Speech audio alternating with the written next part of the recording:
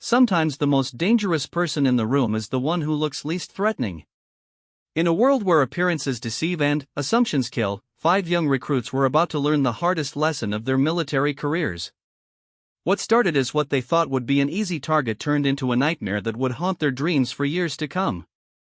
This is the true story of how underestimating someone based on gender nearly destroyed 5 promising military careers, and how one woman's incredible skills turned predators into prey in a matter of minutes. What happened that night at Camp Pendleton would become legendary among military circles, whispered about in barracks and training facilities across the country.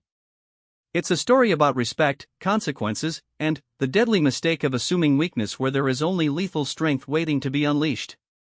The California sun was setting behind the mountains as Lieutenant Sarah Mitchell walked across the dusty training grounds of Camp Pendleton.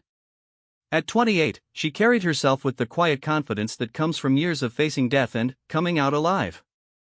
Her blonde hair was pulled back in a regulation bun, and her uniform showed no indication of the extraordinary skills hidden beneath the ordinary appearance. She had just finished a grueling day of training new SEAL candidates, pushing them through exercises that would break most people both physically and mentally. Sarah had been a Navy SEAL for 6 years, one of the first women to complete the legendary Hell Week and earn her trident. The path hadn't been easy. She had endured harassment, doubt, and countless attempts to prove she didn't belong. But every challenge had only made her stronger, every obstacle had sharpened her skills. Now, she was considered one of the most lethal operators in her unit, with 3 successful missions in hostile territory under her belt. As she made her way toward the mess hall, Sarah noticed 5 recruits from the nearby Marine training base lounging near the equipment shed. They were new arrivals, probably no more than a few weeks into their training. Their cocky attitudes and loud laughter suggested they hadn't yet been humbled by the reality of military life. These were the type of recruits who came in thinking they were tough because they had played football in high school or gotten into a few bar fights back home. The leader of the group was recruit Tyler Mason, a 20-year-old from Texas who stood 6'3" and weighed close to 220 pounds. His broad shoulders and muscular build had made him the star of his high school wrestling team, and he carried himself like someone who had never lost a fight.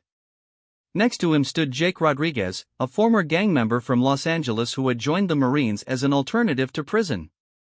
His arms were covered in tattoos, and his eyes held the hard edge of someone who had grown up fighting for survival on the streets.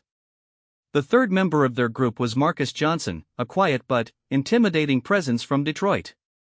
His massive hands looked like they could crush a man's skull, and his cold stare had already earned him a reputation among the other recruits.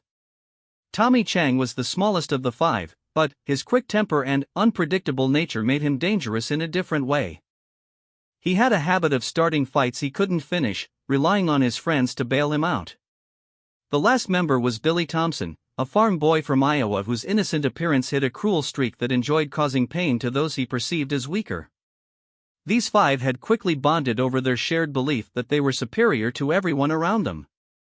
They had bullied smaller recruits, harassed female personnel, and generally made themselves a problem for the training staff. But they were clever enough to avoid serious consequences, always staying just within the bounds of what they could get away with. As Sarah approached, Tyler noticed her first.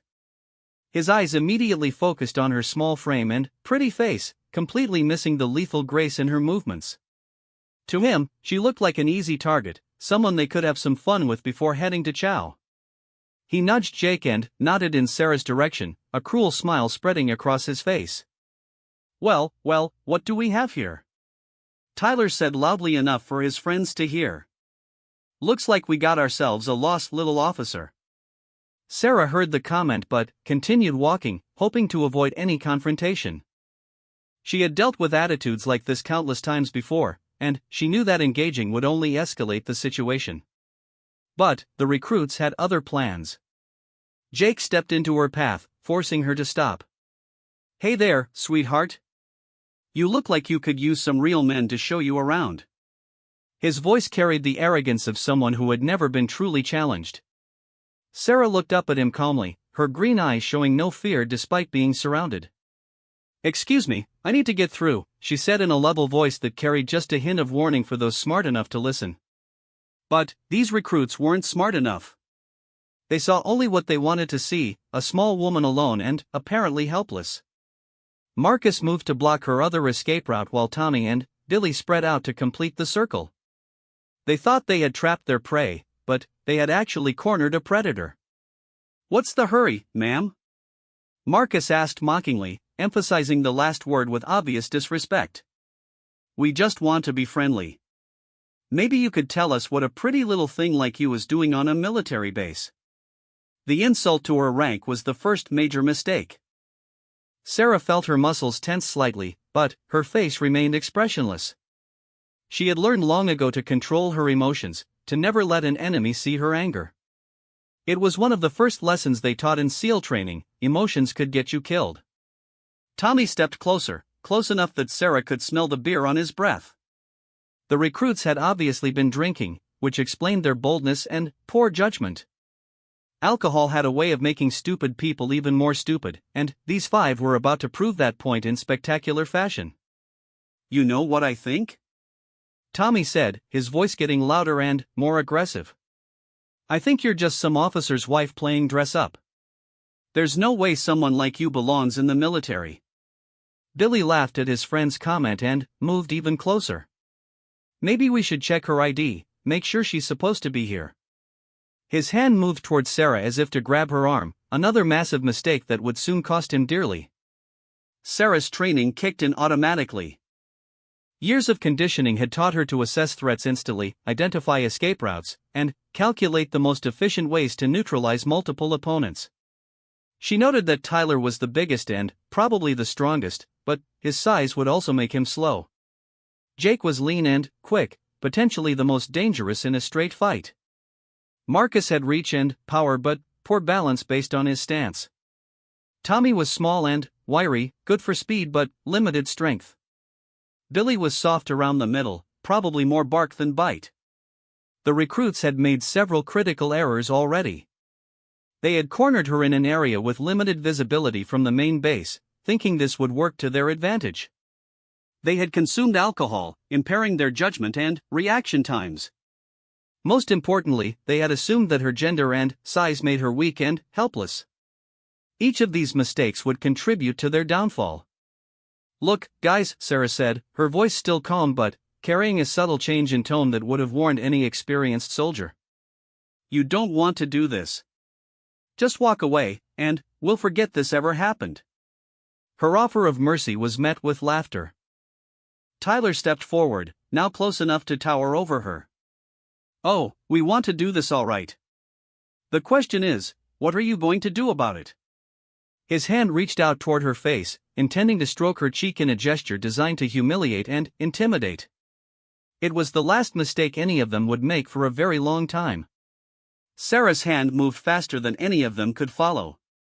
Tyler's reaching hand was caught in an iron grip, twisted at an impossible angle, and, suddenly, the big recruit found himself on his knees screaming in pain. The move had taken less than 2 seconds, and none of his friends had even processed what they had seen. "What the hell?" Jake started to say, but Sarah was already moving. Her foot swept Marcus's legs out from under him, sending the massive recruit crashing to the ground. Before he could recover, her boot connected with his solar plexus, driving all the air from his lungs and leaving him gasping like a fish. Tommy tried to grab her from behind, but Sarah spun around his attempted bear hug like it was moving in slow motion. Her elbow connected with his sternum with surgical precision, and he doubled over in agony. A quick knee to his face sent him sprawling backward, blood streaming from his broken nose. Billy, seeing his friends being destroyed, tried to run. It was actually the smartest thing any of them had done all day, but it was too little too late.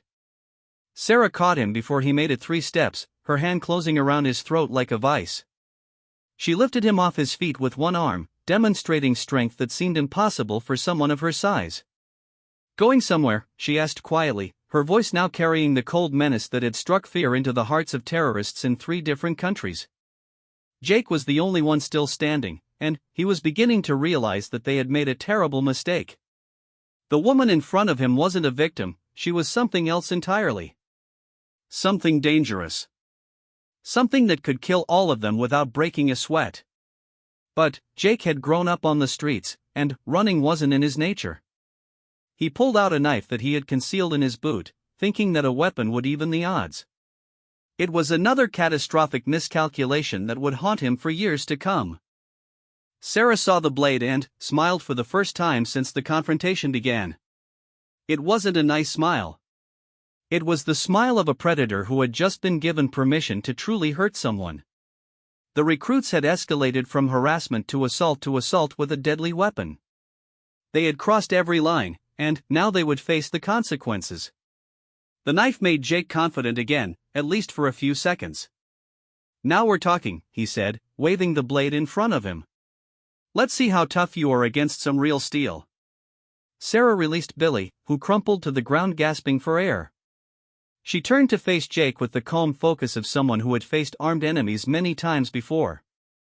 "You really want to do this?" she asked, giving him one final chance to surrender. Jake's answer was to lunge forward with the knife, aiming for her midsection.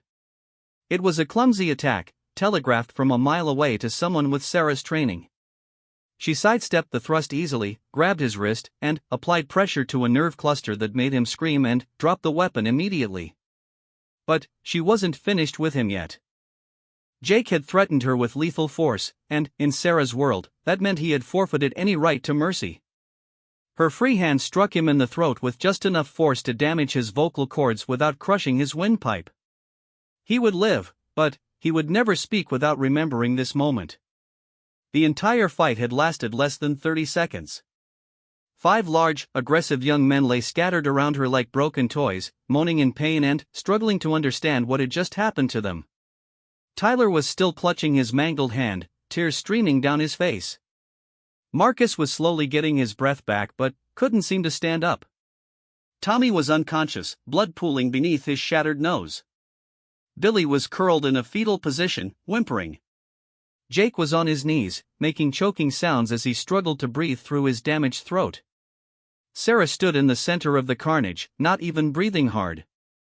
Her uniform was still perfect, her hair still in place. She looked like she had just finished a casual stroll rather than dismantling 5 attackers with surgical precision. The sound of approaching footsteps made her look up. A group of Marine drill instructors had heard the commotion and were heading their way.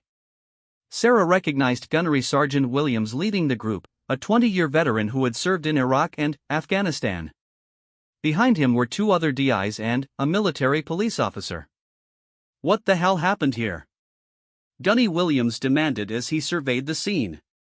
His experienced eyes took in the 5 injured recruits and the calm woman standing over them. "These recruits decided to harass and threaten a naval officer," Sarah replied in a professional tone. "When they escalated to physical assault and produced a weapon, I defended myself accordingly." Williams noticed the knife lying on the ground and the condition of the 5 men.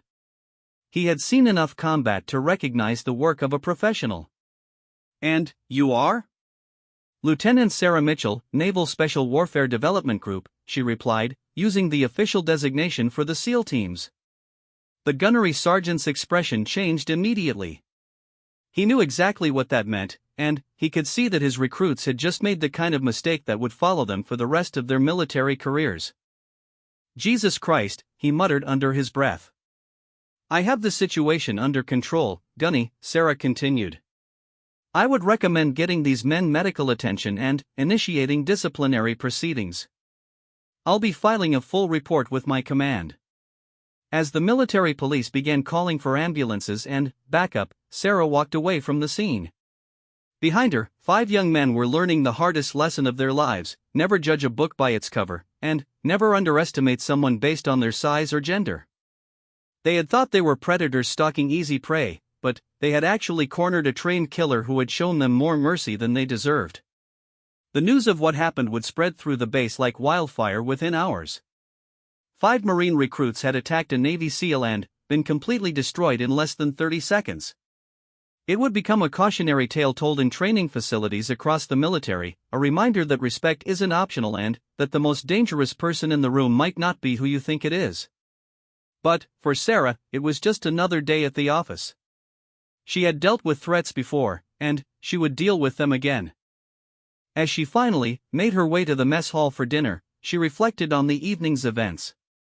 The 5 recruits would survive their injuries, but their military careers were probably over before they had really begun.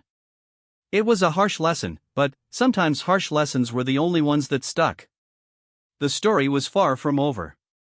What happened that night would have consequences that none of them could imagine, setting in motion a chain of events that would change lives and careers in ways both expected and surprising. The 5 recruits thought their nightmare was over, but, in reality, it was just beginning. The base hospital buzzed with activity as the 5 recruits were brought in on stretchers. Dr. Patricia Chen, the head of emergency medicine, had seen her share of training injuries over the years, but the pattern of trauma these men displayed was unlike anything she had encountered before. Each injury was precise, targeted, and designed to cause maximum pain with minimal permanent damage. It was the work of someone who knew exactly how to hurt people without killing them.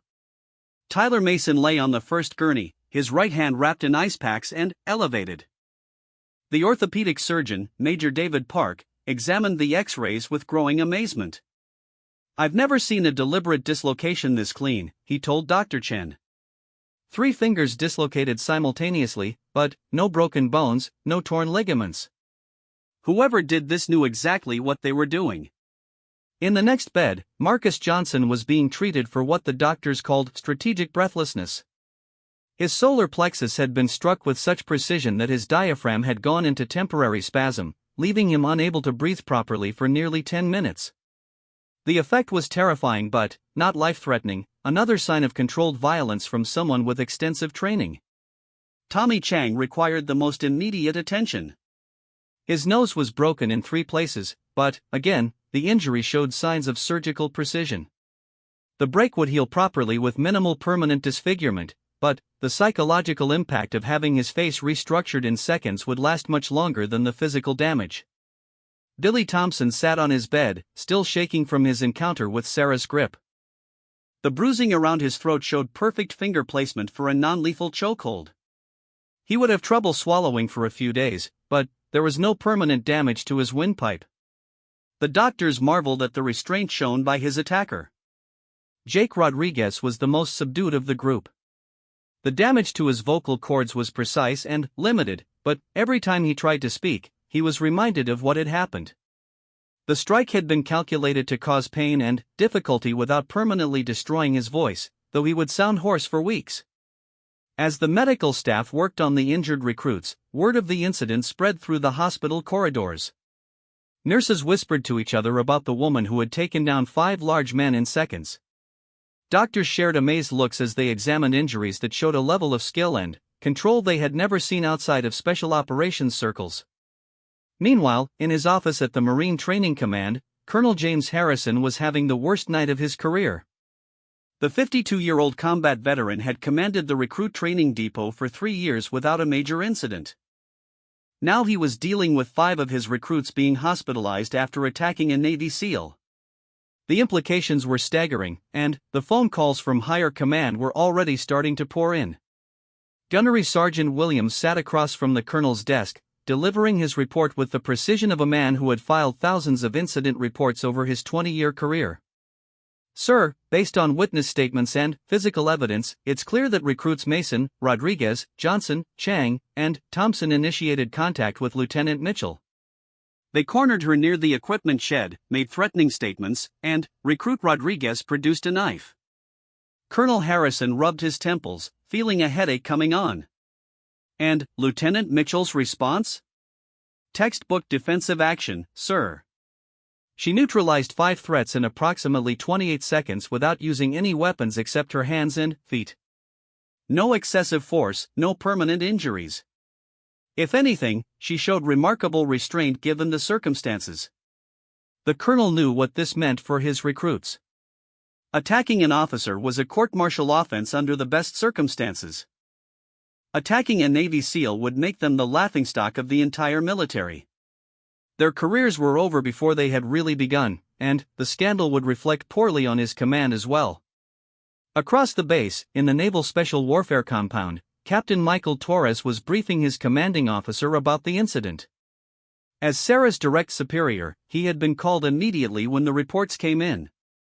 Captain Torres had worked with Sarah for 3 years and knew her capabilities better than most people. "How's Mitchell?" asked Rear Admiral Patricia Stone, the commanding officer of Naval Special Warfare Group 1. At 55, she was one of the highest-ranking women in naval special operations and had fought her own battles against discrimination and prejudice throughout her career. "Cool as ice, ma'am." Filed her report, answered all questions, showed no signs of stress or injury. Standard Tuesday night for her, apparently. Captain Torres couldn't keep a note of admiration out of his voice. Admiral Stone nodded approvingly. She had specifically requested Sarah for her command after reading about her performance in Afghanistan. The young lieutenant had led a rescue mission that saved 6 captured intelligence officers from a Taliban stronghold, earning her a Silver Star and the respect of every special operations unit in the theater. "What's the status of the Marines involved?"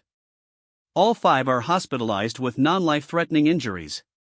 Their commanding officer is starting court-martial proceedings immediately." "They picked the wrong person to mess with, ma'am." Back in the hospital, the 5 recruits were finally conscious enough to understand the magnitude of their situation. Tyler was the first to piece together what had really happened, his mind clearing as the pain medication took effect. The woman they had cornered wasn't some lost civilian or administrative officer. She was a Navy SEAL, one of the most elite warriors in the American military. "We're screwed," he whispered to Jake, who was sitting in the next bed trying to speak through his damaged throat. Jake nodded miserably. His street instincts, which had kept him alive in gang territory for years, were screaming warnings that he should have listened to hours earlier. The way she had moved, the calm in her eyes, the surgical precision of her strikes, these were all signs that he had ignored in his arrogance and stupidity. Marcus was coming to the same realization from his bed across the room. He had grown up in Detroit, where you learned to recognize dangerous people or you didn't survive long.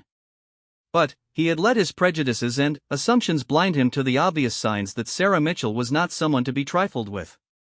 Tommy was still unconscious, but Billy was awake and scared. He had never been in real trouble before, having always relied on his friends to get him out of scrapes. Now those same friends were lying in hospital beds next to him, and there was no one to bail any of them out.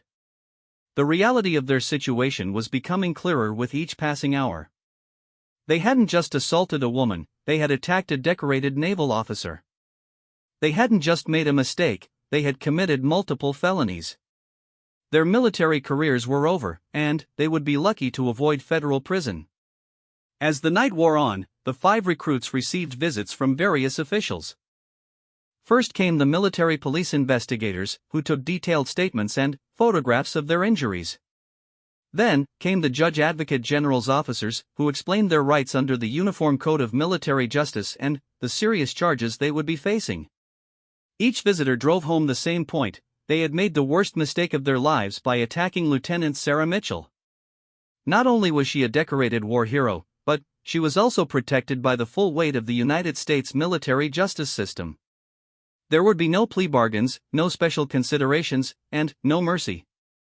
The story of what happened was already becoming legendary among the enlisted ranks. By morning, every Marine and sailor on the base would know about the 5 recruits who tried to corner a Navy SEAL and got destroyed for their trouble. It would become a cautionary tale that would be told in barracks and training facilities for years to come. In the SEAL compound, Sarah was finishing her after-action report when Captain Torres knocked on her office door. She looked up from her computer, showing no signs of the evening's excitement except for slightly dusty boots that she hadn't had time to clean. "How are you feeling about tonight?" he asked, settling into the chair across from her desk. Sarah shrugged. "Could have been worse. They could have actually known what they were doing." Her tone was matter-of-fact, as if discussing the weather rather than a violent confrontation that had left 5 men hospitalized. "The Admiral wants to commend you for your restraint. You could have killed all 5 of them without breaking a sweat." "That wouldn't have served any purpose," Sarah replied. "They're kids who made a stupid mistake. They'll learn from this, assuming they're smart enough to learn anything." Captain Torres admired her professionalism, but he also knew the psychological toll that these incidents could take. "You know this wasn't your fault, right? You gave them every opportunity to walk away."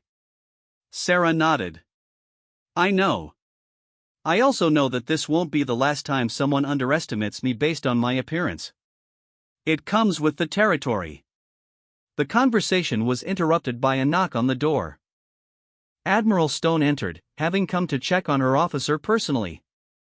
"Lieutenant Mitchell, I wanted to commend you on your handling of tonight's incident.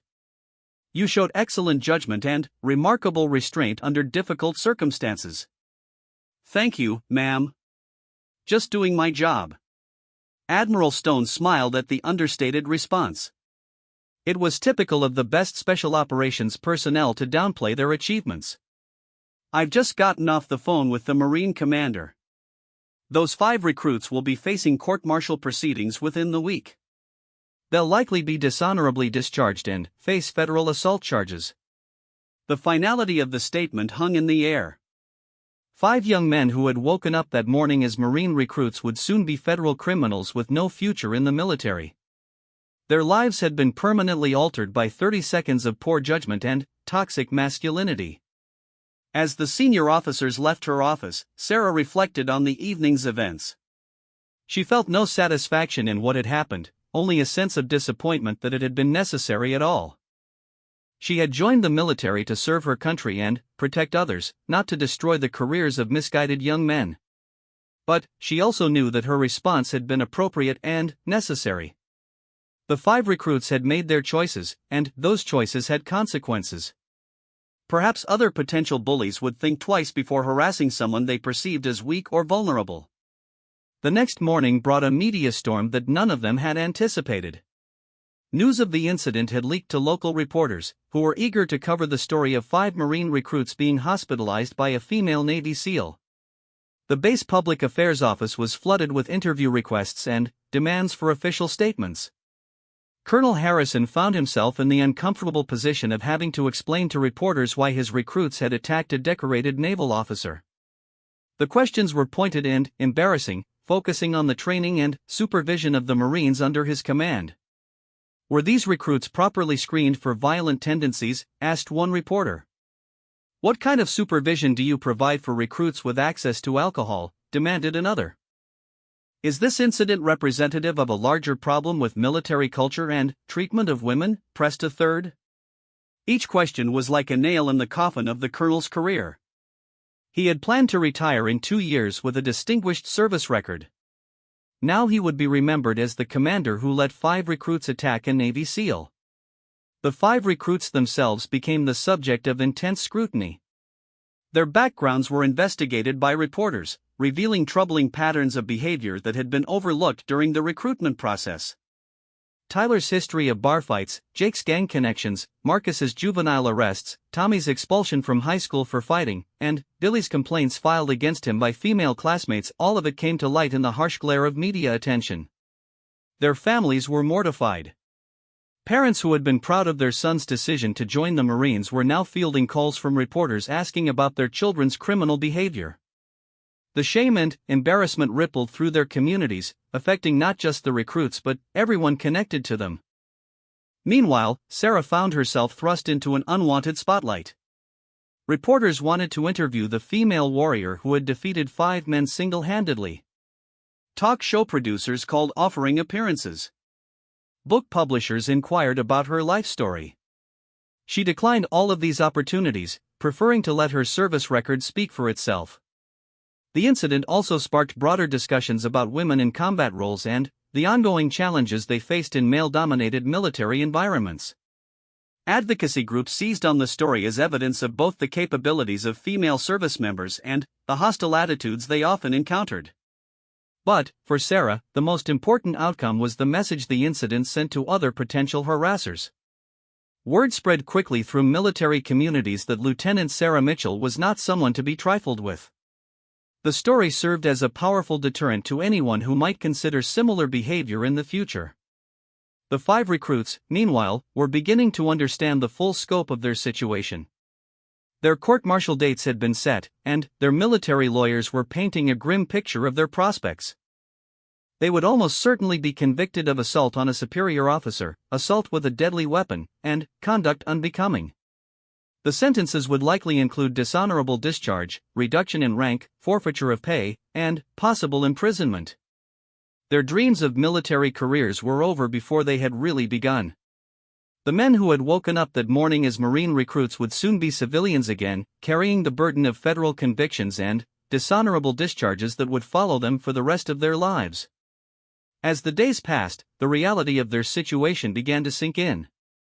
They had lost everything: their careers, their futures, their reputations, and their self-respect. All because they had made the fatal mistake of underestimating a woman who looked small and vulnerable but was actually one of the most dangerous people on the planet. The story was spreading beyond the military community, becoming a cautionary tale about the dangers of prejudice and assumptions. Social media was filled with discussions about the incident, with most people expressing satisfaction that the recruits had gotten what they deserved. But there were also voices calling for understanding and second chances, arguing that 5 young men's lives had been destroyed over a moment of poor judgment. These voices were quickly shouted down by those who pointed out that the recruits had made multiple deliberate choices that led to their downfall. The debate would continue for weeks, but the facts remained unchanged. 5 young men had cornered and threatened a woman, escalated to physical assault, and produced a weapon. The woman had defended herself with appropriate force and remarkable restraint. Justice was being served, even if that justice was harsh and final. For Sarah, the incident was already fading into memory, just another example of the challenges she faced as a woman in special operations. She had more important things to focus on, including an upcoming deployment that would test her skills in ways far more challenging than dealing with 5 misguided recruits.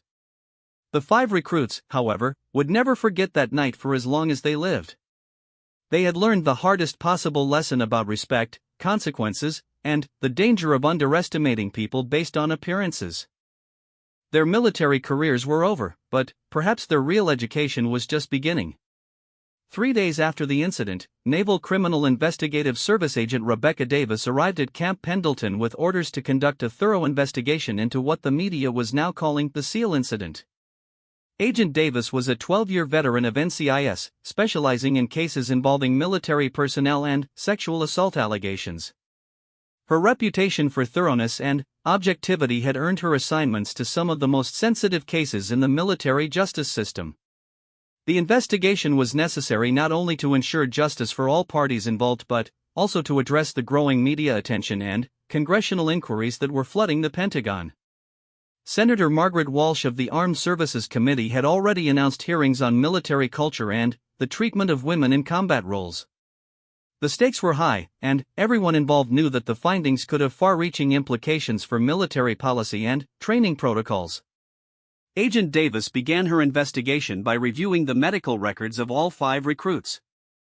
The injuries were consistent with defensive actions taken by someone with extensive hand-to-hand combat training. More importantly, the restraint shown by Lieutenant Mitchell was remarkable. Each injury was precise, targeted, and designed to incapacitate without causing permanent damage.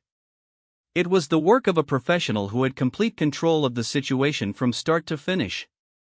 Her next step was to interview the witnesses who had arrived on scene immediately after the confrontation. Gunnery Sergeant Williams provided a detailed account of what he had observed, including the positions of the participants, the condition of the recruits, and the knife that had been found at the scene. His testimony painted a clear picture of 5 young men who had made catastrophically poor decisions. Agent Davis, "I've been in the Corps for 20 years, and I've never seen anything like this," Gunny Williams explained during his formal interview. These weren't combat injuries or training accidents. These were precision strikes delivered by someone who knew exactly what they were doing. Lieutenant Mitchell didn't just defend herself, she dismantled 5 attackers with surgical precision. The gunnery sergeant's account was corroborated by the 2 drill instructors who had accompanied him to the scene. Both men described finding the 5 recruits scattered around Lieutenant Mitchell like broken dolls, while she stood calmly in the center of the chaos without a hair out of place. Their testimony would prove crucial in establishing the timeline and circumstances of the confrontation. Agent Davis then turned her attention to the recruits themselves. Tyler Mason was the first to be interviewed, his right hand still immobilized in a cast that would remain for at least 6 weeks. The young man who had been so confident and aggressive just days earlier was now a shadow of his former self, speaking in quiet, defeated tones. I know we messed up, Tyler admitted, staring down at his bandaged hand. We thought she was just some officer's wife or something. We had been drinking, and we were feeling tough. When she told us to let her pass, we should have listened. Agent Davis noted the recruit's obvious regret, but she also probed deeper into his motivations and the group dynamics that had led to the confrontation. Tyler revealed that the 5 recruits had been struggling with the demands of Marine training and had developed a pattern of bullying behavior to assert their dominance over those they perceived as weaker. We had been pushing around some of the smaller recruits, and nothing bad had happened to us, Tyler continued. I guess we thought we were untouchable. When we saw her walking alone, we figured it would be easy to have some fun.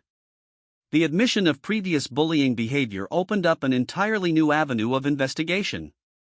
Agent Davis immediately began looking into complaints filed against the 5 recruits by other personnel on the base. What she found was a disturbing pattern of harassment, intimidation, and abuse that had been allowed to continue unchecked. Jake Rodriguez's interview was more difficult due to his damaged vocal cords, but he managed to provide a written statement that largely corroborated Tyler's account. Jake's gang background had taught him to read people and situations, and he now realized that he had ignored every warning sign that Sarah Mitchell was dangerous. She moved different, he wrote in his statement. When she turned around, her eyes were calm but ready. I should have known she wasn't normal military. But I was drunk and stupid, and I thought having 4 guys with me made me tough. Marcus Johnson's interview revealed the depth of his transformation from the incident. The massive young man who had intimidated other recruits through his physical presence was now clearly suffering from what psychologists call learned helplessness. He had been so thoroughly dominated by someone half his size that his entire worldview had collapsed. I keep thinking about how easy it was for her, Marcus told Agent Davis. I'd been lifting weights since I was 12 years old. I was the strongest guy in my high school. But she picked me up and threw me around like I was nothing. How is that even possible? Agent Davis explained that Lieutenant Mitchell's training included not just physical conditioning but also advanced knowledge of human anatomy, pressure points, and leverage techniques that allowed smaller operators to overcome larger opponents.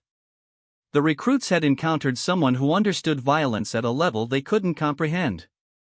Tommy Chang's interview had to be delayed due to his continued medical treatment, but Billy Thompson provided perhaps the most revealing testimony of all the recruits. His account of being lifted off his feet by Sarah's single-handed grip had traumatized him in ways that would require psychological counseling. I couldn't breathe, Billy whispered during his interview. She had me up in the air with one hand, and I knew she could have crushed my throat without even trying. I keep waking up at night feeling like I'm choking. The psychological impact on all 5 recruits was severe and would require ongoing treatment. They had encountered a level of physical dominance that completely shattered their self-image and confidence. The young men who had thought themselves powerful and intimidating had been revealed as children playing at being tough. Agent Davis's investigation expanded to include the chain of command responsible for supervising the recruits. Colonel Harrison and his staff faced intense scrutiny over their failure to address the pattern of bullying behavior that had preceded the incident. Internal communications revealed that several complaints had been filed against the 5 recruits, but these had been dismissed as typical training conflicts. The investigation revealed a breakdown in leadership at multiple levels. Drill instructors had reported concerns about the recruits' behavior, but these reports had not been properly escalated or addressed. The culture of the training unit had allowed aggressive behavior to flourish unchecked, creating the conditions that led to the confrontation. Major Sandra Hayes, the base psychologist, was brought in to evaluate the mental state of all parties involved. Her assessment of Lieutenant Mitchell confirmed what everyone already knew: she was a highly trained professional who had responded appropriately to a threatening situation. Her psychological profile showed no signs of excessive aggression or enjoyment of violence. Lieutenant Mitchell displayed textbook defensive behavior, Major Hayes reported. She used only the minimum force necessary to neutralize the threat, showed remarkable restraint, and demonstrated complete emotional control throughout the incident. Her actions were those of a professional defending herself, not someone seeking to inflict unnecessary harm. The psychological evaluation of the 5 recruits painted a different picture. All 5 showed signs of trauma related to their encounter with Sarah, but they also revealed underlying issues that had contributed to their aggressive behavior. Tyler had a history of using his size to intimidate others. Jake had learned violence as a survival mechanism on the streets. Marcus had never been challenged physically and had become overconfident in his strength. Tommy had anger management issues that had been ignored during recruitment. Billy had a documented history of inappropriate behavior toward women. Agent Davis's report would conclude that the incident was the inevitable result of multiple system failures. The recruitment process had failed to identify and address character issues. The training command had failed to supervise problem recruits. The military culture had failed to adequately protect female personnel from harassment and assault. Meanwhile, the investigation into Lieutenant Mitchell's background revealed a service record that was exemplary in every respect. Her commanding officers praised her professionalism, her fellow SEALs respected her capabilities, and her mission reports demonstrated exceptional performance under combat conditions.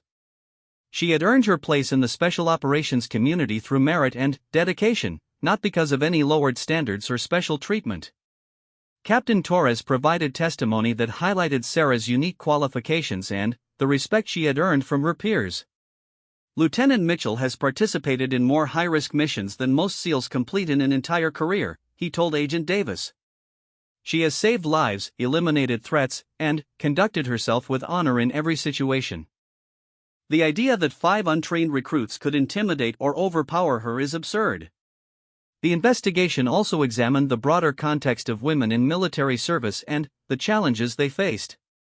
Expert witnesses testified about the ongoing issues of harassment, assault, and discrimination that female service members encountered despite official policies prohibiting such behavior.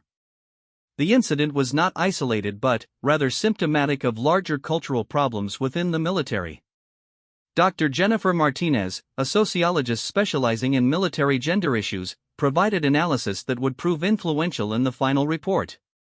This incident represents both progress and persistent problems, she explained. Progress because Lieutenant Mitchell has achieved a position that would have been impossible for women just a few years ago. Persistent problems because she still faces the kind of harassment and discrimination that no service member should have to endure. The investigation uncovered additional evidence that strengthened the case against the 5 recruits. Security camera footage from a nearby building captured audio of their threatening statements and confirmed the aggressive nature of their approach to Lieutenant Mitchell. The footage clearly showed her attempts to de-escalate the situation and avoid confrontation. Witness testimony from other personnel revealed that the 5 recruits had been drinking heavily before the incident, despite regulations prohibiting alcohol consumption by trainees. They had also been seen harassing female personnel earlier in the day, establishing a pattern of inappropriate behavior that culminated in their attack on Sarah. The knife used by Jake Rodriguez was subjected to forensic analysis that revealed it was a prohibited weapon that he had concealed despite regulations requiring surrender of all personal weapons upon arrival at the base. This violation added another charge to the growing list of offenses committed by the recruits. Agent Davis's investigation also explored the possibility that the incident was motivated by sexual assault rather than simple harassment. The recruit statements and behavior patterns suggested that they had intended to assault Lieutenant Mitchell sexually, believing they could overwhelm her through numbers and intimidation. This finding would add federal charges to their court-martial proceedings. The psychological profiles of the recruits revealed disturbing attitudes toward women and authority that had been overlooked during the recruitment process. Tyler had been involved in several incidents of domestic violence as a civilian. Jake had a juvenile record that included sexual assault charges that were later dropped. Marcus had been expelled from college for stalking a female student. Tommy had multiple restraining orders filed against him by ex-girlfriends. Billy had been investigated for inappropriate contact with minors while working as a camp counselor. These background issues raised serious questions about the military's screening procedures and highlighted the need for more thorough evaluation of potential recruits. The investigation would recommend significant changes to the recruitment process to prevent similar incidents in the future. The media attention surrounding the case continued to intensify as more details emerged. news organizations obtained copies of the recruits' civilian criminal records and military disciplinary files, painting a picture of 5 young men who should never have been allowed to serve in the armed forces. Public opinion turned decisively against the recruits as their history of violence and misconduct became public knowledge. Advocacy groups seized on the case as evidence of the military's failure to address sexual harassment and assault within its ranks. Protests were organized outside military bases around the country, demanding justice for Lieutenant Mitchell and accountability for the systemic failures that had allowed the incident to occur. Congressional hearings were scheduled to examine the broader issues raised by the case. Senator Walsh announced that she would call witnesses to testify about military culture, recruitment practices, and the treatment of women in combat roles. The hearings would have significant implications for military policy and funding. The 5 recruits, meanwhile, remained confined to the base hospital under military police guard. Their court-martial proceedings had been delayed pending completion of the investigation, but the evidence against them was overwhelming. Their military lawyers had begun discussing plea agreements, but the prosecutors were demanding significant prison sentences in addition to dishonorable discharge. The families of the recruits struggled to cope with the shame and publicity surrounding the case. Parents who had been proud of their sons' military service were now dealing with reporters camping outside their homes and neighbors who avoided them in public. The incident had not only destroyed the lives of the 5 young men but had also brought disgrace to everyone connected to them. For Lieutenant Mitchell, the investigation process was simply another duty to be performed with her characteristic professionalism. She provided detailed testimony, answered every question thoroughly, and maintained her composure throughout the process. Her only concern was that the incident not be used to question the capabilities of other women in combat roles. As Agent Davis prepared her final report, the scope and implications of the case had become clear. 5 young men with histories of violence and misconduct had been allowed to serve in the military despite obvious warning signs. They had then targeted and attacked a decorated combat veteran based on their prejudiced assumptions about women and their capabilities. The result was the complete destruction of their own lives and careers, along with significant embarrassment for the Marine Corps and broader questions about military culture and leadership. The investigation had revealed systemic failures at multiple levels, from recruitment to training to supervision. The incident was not the result of a few bad actors but rather the predictable outcome of institutional problems that had been allowed to persist for too long. The report would recommend sweeping changes to prevent similar incidents in the future, but those changes would come too late for the 5 recruits who had already destroyed their lives through their own poor choices and criminal behavior. The only positive aspect of the entire situation was the exemplary conduct displayed by Lieutenant Sarah Mitchell, who had defended herself with appropriate force and remarkable restraint. Her actions had likely prevented a sexual assault and had certainly sent a message to potential predators throughout the military.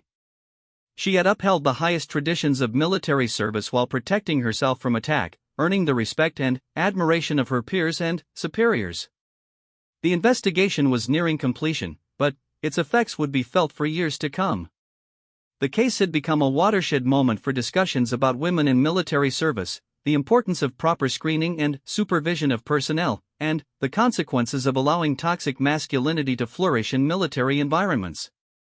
The 5 recruits had thought they were picking an easy target, but they had instead triggered a reckoning that would change military culture in ways they could never have imagined. 6 weeks after the incident, the military courtroom at Camp Pendleton was packed with observers as the court-martial proceedings began for the 5 recruits. Colonel Michael Barnes presided as the military judge, bringing 30 years of experience in military law to what would become one of the most closely watched cases in recent military history. The prosecution was led by Major Lisa Chen, a decorated JAG officer known for her meticulous preparation and aggressive courtroom style. The defense consisted of 5 separate military attorneys, each struggling to find a viable strategy for their clearly guilty clients. The media attention surrounding the case had reached unprecedented levels. Major news networks had sent their top military correspondents to cover the proceedings. Congressional representatives attended the hearings. Military legal experts provided commentary for television audiences.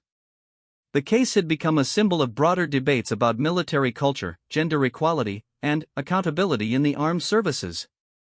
Tyler Mason sat at the first defendant's table, his right hand still partially immobilized from his encounter with Lieutenant Mitchell. The confident young man who had led his friends into confrontation 6 weeks earlier was gone, replaced by someone who looked smaller, defeated, and deeply remorseful. His attorney, Captain Robert Walsh, faced the impossible task of defending a client whose actions had been witnessed by multiple personnel and captured partially on security cameras. The other 4 recruits presented equally hopeless cases for their defenders. Jake Rodriguez's damaged vocal cords served as a constant reminder of the violence he had attempted to inflict. Marcus Johnson's massive frame seemed diminished by the psychological trauma of being so thoroughly dominated by someone half his size. Tommy Chang still bore facial scarring from his broken nose, while Billy Thompson required anxiety medication to function in public settings. Major Chen began her opening statement with a clear and devastating summary of the charges. Members of the jury, the evidence will show that these 5 defendants conspired to assault, sexually harass, and potentially rape Lieutenant Sarah Mitchell, a decorated Navy SEAL officer. They cornered her, threatened her, physically attacked her, and one of them produced a deadly weapon with intent to cause harm. This was not a misunderstanding or a training incident. This was attempted sexual assault by 5 men who believed their size and numbers would allow them to victimize an innocent woman. The prosecution's strategy was straightforward: present overwhelming evidence of the defendant's guilt while highlighting the courage and professionalism displayed by Lieutenant Mitchell. Major Chen had prepared meticulously, gathering testimony from dozens of witnesses and expert analysis from medical professionals, behavioral psychologists, and special operations trainers. The defense attorneys faced a nearly impossible situation. The evidence against their clients was overwhelming, and their backgrounds included multiple red flags that should have prevented their military service. Captain Walsh's opening statement for Tyler Mason focused on the concept of misguided youth and the influence of alcohol, but even he seemed to understand the weakness of these arguments. "Ladies and gentlemen of the jury, my client made terrible decisions that night. He deeply regrets his actions and accepts responsibility for his mistakes. But Tyler Mason is not a monster. He is a young man who made catastrophically poor choices while under the influence of alcohol and peer pressure. We ask that you consider his youth and his genuine remorse when determining his fate." The first witness called by the prosecution was Gunnery Sergeant Williams, whose testimony established the timeline and circumstances of the incident. His account was precise and damaging, describing 5 intoxicated recruits who had cornered and threatened a superior officer before escalating to physical violence. The defendants were arranged in a semicircle around Lieutenant Mitchell, blocking her escape routes, Gunny Williams testified. Their body language was aggressive and threatening.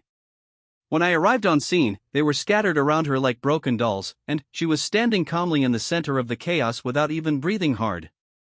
The medical testimony provided by the emergency room physicians was particularly compelling. Dr. Patricia Chen described injuries that demonstrated both the severity of the attack and the remarkable restraint shown by Lieutenant Mitchell in her response. Each injury was precisely targeted to incapacitate without causing permanent damage, Dr. Chen explained to the jury. This level of control and precision indicates someone with extensive training in hand-to-hand combat. The defendants were neutralized efficiently and humanely, considering the circumstances. The most damaging testimony came from Lieutenant Mitchell herself. She took the stand wearing her dress blue uniform with its array of ribbons and decorations, including the silver star she had earned in Afghanistan. Her composed demeanor and professional bearing created a stark contrast with the 5 defeated young men sitting at the defense tables. Major Chen led her through a detailed account of the incident, allowing Sarah to describe in her own words the threatening behavior of the defendants and her attempts to de-escalate the situation. Her testimony was calm, precise, and devastating to the defense. "I identified myself as a naval officer and requested passage," Lieutenant Mitchell testified. "The defendants refused to move and began making threatening statements about my presence on the base. When Recruit Mason reached toward my face in a clearly aggressive manner, I defended myself using minimum necessary force." Under cross-examination, the defense attorneys attempted to suggest that Sarah had used excessive force or had somehow provoked the confrontation. These efforts were unsuccessful and often backfired, allowing her to demonstrate her extensive knowledge of military law and rules of engagement. "Captain Walsh, I used only the force necessary to neutralize the threat," Sarah responded to one particularly aggressive line of questioning. "I could have killed all 5 defendants in the time it took me to incapacitate them. The fact that they all survived with minor injuries demonstrates my restraint, not excessive force." The prosecution then called a series of character witnesses who testified about Sarah's exceptional service record and professional conduct. Captain Torres described her performance during combat operations in Afghanistan, highlighting her courage under fire and her protection of wounded teammates. "Lieutenant Mitchell is one of the finest officers I have ever had the privilege to command," Captain Torres testified.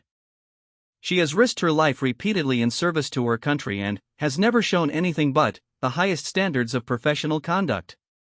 The suggestion that she somehow provoked this incident is not only false but insulting to her service and sacrifice." Admiral Stone's testimony provided additional context about the challenges faced by women in special operations and the exceptional qualifications required to earn a place in the SEAL community. Her words carried significant weight with the jury, many of whom were senior military personnel themselves. "Lieutenant Mitchell earned her position through merit alone," Admiral Stone stated firmly. "She completed the same training as her male counterparts, met the same standards, and has performed at the highest levels in combat operations. She deserves the same respect accorded to any decorated combat veteran." The prosecution's case was further strengthened by testimony about the defendants' civilian criminal histories and their pattern of misconduct since arriving at the base. Multiple witnesses described instances of bullying, harassment, and inappropriate behavior that had been inadequately addressed by the chain of command. Recruit David Parker, one of the smaller trainees who had been bullied by the defendants, provided particularly damaging testimony about their systematic intimidation of weaker personnel. His account painted a picture of 5 young men who had used their size and numbers to terrorize those they perceived as vulnerable. "They made life hell for anyone they thought was weak," Recruit Parker testified. "They would corner people in the showers, steal food from smaller guys, and make threatening comments to the female personnel. Everyone was afraid of them because the drill instructors didn't seem to care what they did." The security camera footage, though of limited quality, clearly captured audio of the defendants' threatening statements and confirmed the aggressive nature of their approach to Lieutenant Mitchell. The recordings were played for the jury, allowing them to hear the crude language and sexual threats that had preceded the physical confrontation. When the prosecution rested its case, the defense attorneys faced the unenviable task of somehow mitigating the overwhelming evidence against their clients. Their strategy focused primarily on arguing for leniency based on the defendants' youth, their intoxication, and their supposed remorse for their actions. Tyler Mason took the stand in his own defense, a risky decision that his attorney had advised against. His testimony was intended to show remorse and accept responsibility, but, under prosecution cross-examination, he revealed the depth of his prejudice and sense of entitlement. "I thought she was just some civilian who had wandered onto the base," Tyler testified. "When she started giving us orders, it made me angry. I didn't think a woman had the right to tell us what to do." Major Chen seized on this admission during her cross-examination. "So you believe that Lieutenant Mitchell, a decorated naval officer, did not have the authority to give you orders because she was a woman?" Tyler's attempts to walk back his statement only made things worse. "I didn't know she was really an officer. She looked too small and pretty to be military." The testimony from the other defendants followed similar patterns, revealing deep-seated prejudices and attitudes that made it impossible to generate sympathy from the jury. Jake Rodriguez's written testimony, submitted due to his vocal cord injuries, described his gang background and admitted that he had viewed the incident as an opportunity to prove his dominance. Marcus Johnson's testimony revealed his shock at being physically dominated by someone he had assumed was weak. His inability to process this experience had led to ongoing psychological trauma that required professional treatment. "I keep thinking about how she lifted Billy off the ground with one hand," Marcus testified. "I've never seen anything like it. I didn't know people could be that strong." Tommy Chang's testimony was brief and largely incoherent due to his ongoing psychological issues. His attorney had argued that he was not competent to stand trial, but military psychologists had determined that he understood the charges against him and could participate in his defense.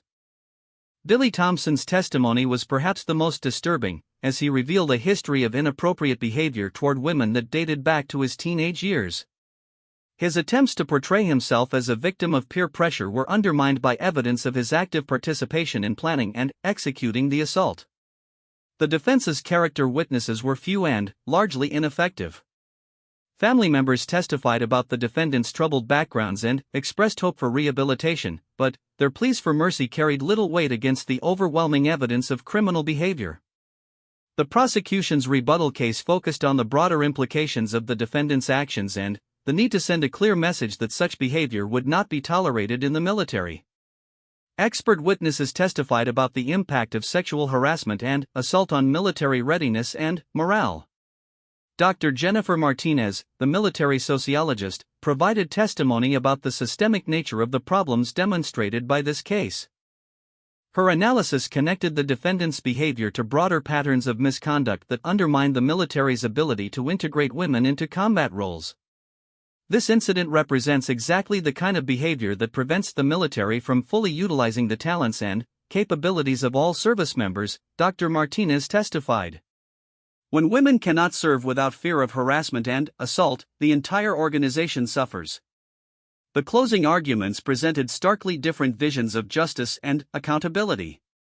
Major Chen's prosecution closing was a powerful indictment of the defendant's actions and a call for justice for Lieutenant Mitchell and all women serving in the military. Members of the jury, the defendants made a series of choices that night that led inevitably to this courtroom, Major Chen argued. They chose to drink alcohol in violation of regulations. They chose to corner and threaten a superior officer. They chose to escalate to physical violence. And Recruit Rodriguez chose to produce a deadly weapon with intent to cause harm. These were not mistakes or misunderstandings. These were criminal acts that demand accountability. The defense closing arguments pleaded for mercy and emphasized the defendant's youth and supposed potential for rehabilitation. But even the defense attorneys seemed to understand that their clients faced inevitable conviction and significant punishment. These young men made terrible mistakes that they will regret for the rest of their lives, Captain Walsh argued for Tyler Mason. But they are still human beings deserving of compassion and the opportunity for redemption. We ask that you consider their youth and their potential to learn from this experience when determining their sentences.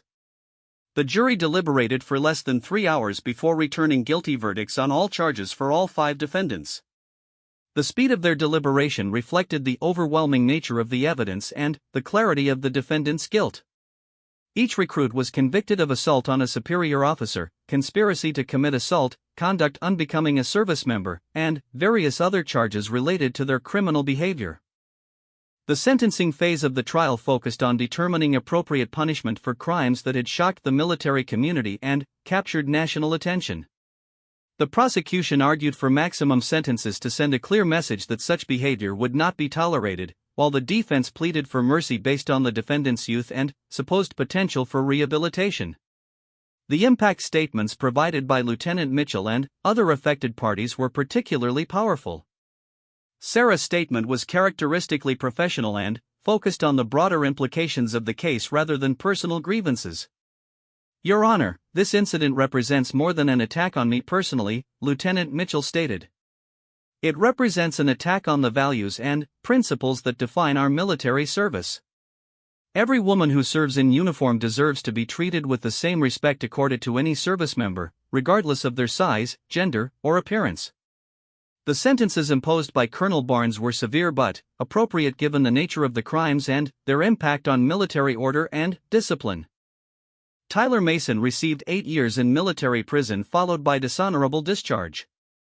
Jake Rodriguez received 10 years due to his use of a weapon and his leadership role in the conspiracy.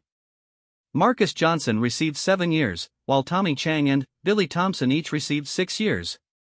In addition to prison sentences, all 5 defendants forfeited all pay and allowances, were reduced to the lowest enlisted rank, and received dishonorable discharges that would follow them for the rest of their lives. They would also face federal charges in civilian court for their assault on a federal officer, potentially adding additional years to their sentences. The courtroom was silent as the sentences were read. The defendants showed little emotion, having been prepared for severe punishment by their attorneys. Their families wept quietly in the gallery, finally, understanding the full consequences of their son's actions. For Lieutenant Mitchell, the conclusion of the trial represented closure and vindication. The military justice system had worked as intended, holding the defendants accountable for their crimes while protecting the rights and dignity of their victim. The case would serve as a powerful deterrent to future misconduct and a reminder that all service members, regardless of gender, deserved equal protection under military law. The broader implications of the case would continue to reverberate through the military community for years to come. Changes in recruitment screening, training protocols, and supervision procedures were already being implemented to prevent similar incidents.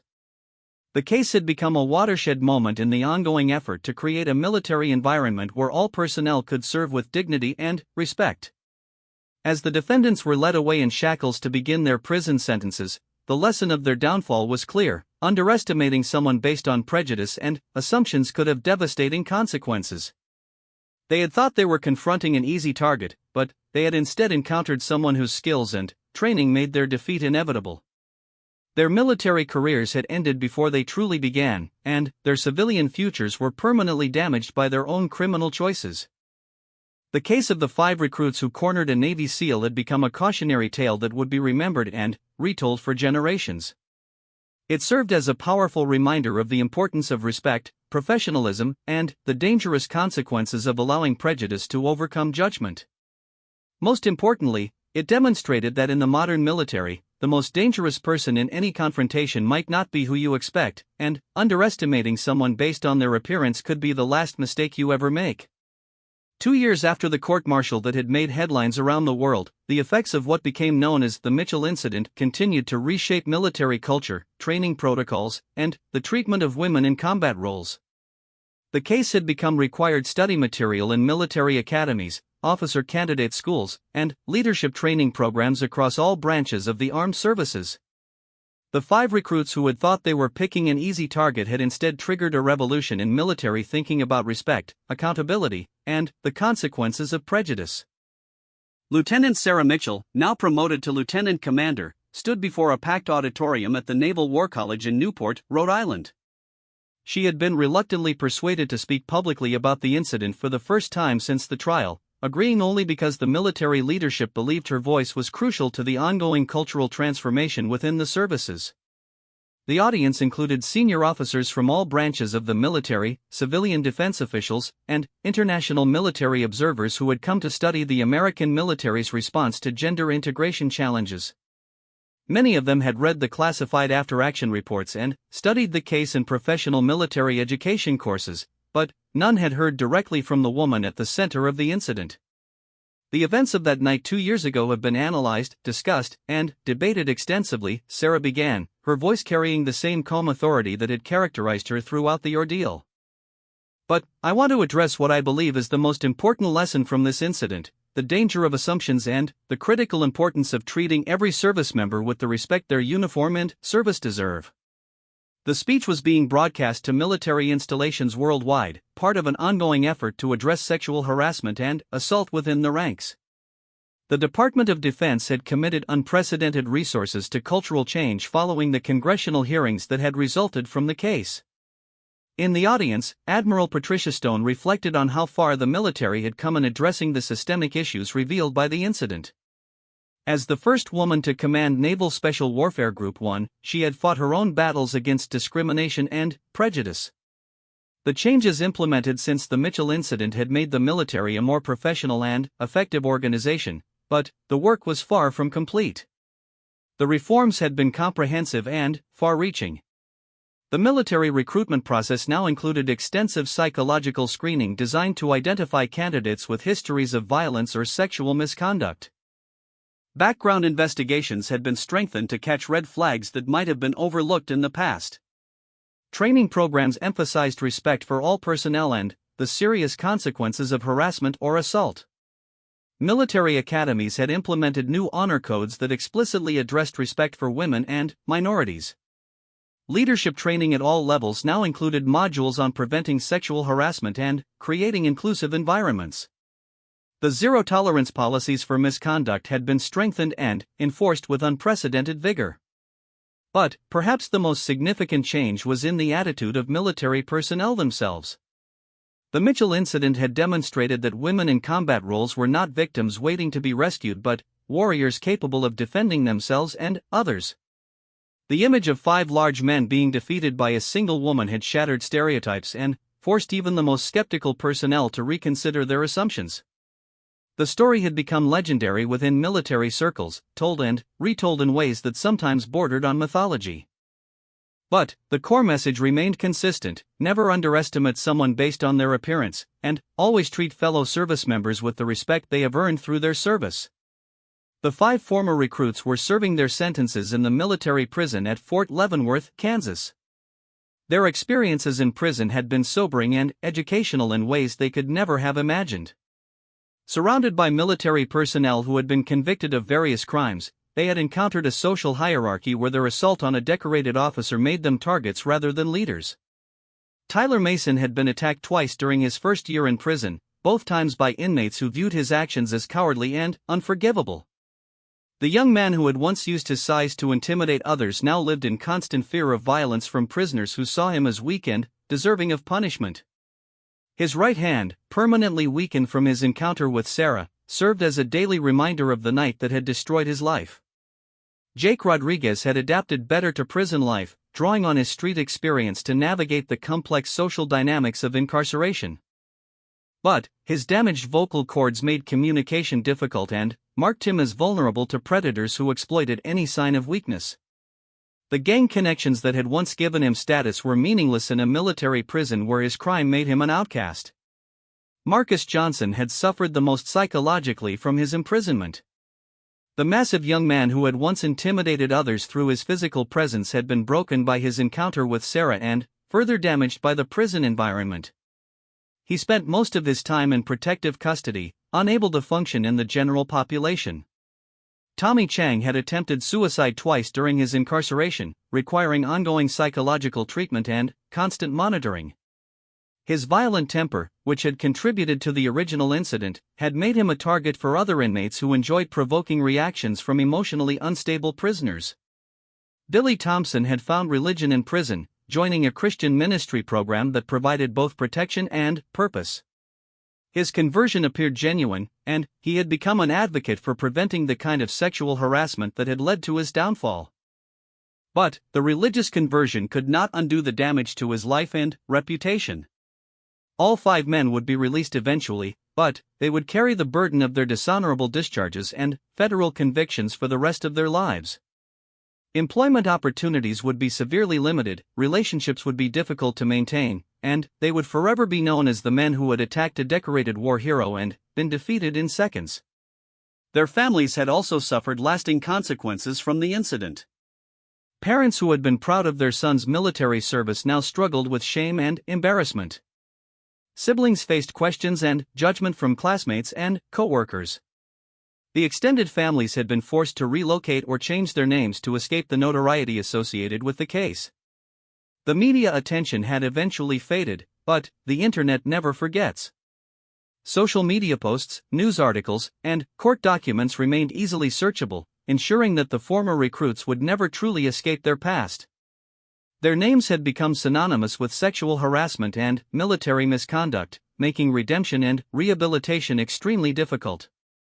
But the case had also produced positive changes that extended far beyond the military. Educational institutions had implemented new programs to address toxic masculinity and sexual harassment. Corporate diversity training now included case studies based on the Mitchell incident. Sports organizations had revised their policies regarding player conduct and respect for women. Sarah's story had inspired countless women to pursue careers in law enforcement, military service, and other traditionally male-dominated fields. She had become an unlikely role model, demonstrating that skill and training could overcome size and numbers. Young women around the world looked to her example as proof that they could succeed in any field if they were willing to work hard and demand respect. The legal precedents established by the case had also had lasting impact. Military courts now treated sexual harassment and assault with unprecedented seriousness. Civilian courts had used the case as a model for prosecuting similar crimes. Law schools taught the case as an example of how military justice could be applied fairly and effectively to protect all service members. International military observers had studied the American response to the incident and implemented similar reforms in their own armed forces. The case had become a catalyst for global conversations about women in combat and the importance of creating inclusive military environments. As Sarah concluded her speech at the Naval War College, she reflected on the unexpected ways that one night of violence had led to positive changes throughout the military and beyond. She had never sought to become a symbol or spokesperson, but she had accepted the responsibility that came with her unique position. The most important lesson from this incident is not about physical training or combat skills, she told the audience. It's about respect, professionalism, and the understanding that every person who wears our nation's uniform has earned the right to serve without fear of harassment or assault. We are all stronger when we protect and support each other. The applause that followed was sustained and respectful, reflecting the audience's appreciation for both her service and her message. Many of the senior officers in attendance had implemented policies and programs inspired by her example, working to create the kind of military environment where such incidents would become impossible. After the speech, Sarah was approached by dozens of military personnel who wanted to thank her personally for her service and her advocacy.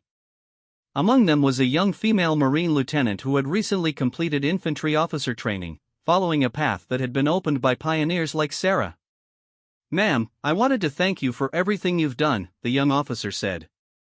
"Your example gave me the courage to pursue this career, and your advocacy has made it possible for me to serve alongside male Marines as an equal." Sarah was moved by the comment, recognizing in the young lieutenant the same determination and commitment that had driven her own career. "Just remember to treat everyone with respect and demand the same in return," she replied. "The uniform makes us all equal, regardless of our background or gender." The conversation reminded Sarah of why she had agreed to speak publicly about the incident despite her preference for privacy. The story had become bigger than her personal experience, serving as a catalyst for changes that would benefit countless future service members. Meanwhile, the military continued to grapple with the ongoing challenges of gender integration and cultural change. Statistics showed significant improvements in reporting and prosecution of sexual harassment and assault, but leaders knew that changing deeply ingrained attitudes required constant vigilance and effort. The Mitchell incident had become a case study in how institutions could respond effectively to crisis and implement meaningful reform. Military leaders around the world studied the American response as a model for addressing similar challenges in their own organizations. But perhaps the most important legacy of the incident was the message it sent to potential perpetrators of sexual harassment and assault. The image of 5 large men being defeated by a single woman had become a powerful deterrent, reminding would-be attackers that their intended victims might not be as helpless as they appeared. The case had also highlighted the importance of proper screening and supervision of military personnel. The reforms implemented since the incident had prevented numerous other potential problems by identifying and addressing character issues before they could lead to serious misconduct. As the years passed, the 5 former recruits would be released from prison and forced to rebuild their lives as civilians. Some would find redemption through hard work and genuine remorse. Others would struggle with the lasting consequences of their choices, never fully recovering from the damage they had inflicted on themselves and others. Tyler Mason would eventually find work in construction, his damaged hand limiting his options but his genuine remorse opening some doors. He became an advocate for prison reform and spoke to young men about the importance of respecting women and making better choices. Jake Rodriguez returned to Los Angeles and worked with gang intervention programs, using his experience to warn young people about the consequences of violence and poor judgment. His damaged voice served as a constant reminder of his past mistakes, but also gave authenticity to his message of redemption. Marcus Johnson struggled the most with reintegration, requiring ongoing psychological treatment and support services. He found work in a warehouse job that required minimal interaction with others, living a quiet and isolated life haunted by memories of his encounter with Sarah. Tommy Chang eventually found stability through continued psychological treatment and medication management. He worked in food service and lived in a halfway house, slowly rebuilding his life with the support of social workers and mental health professionals. Billy Thompson completed a theology degree through correspondence courses and became a prison chaplain, dedicating his life to helping other inmates find redemption and purpose. His conversion appeared genuine and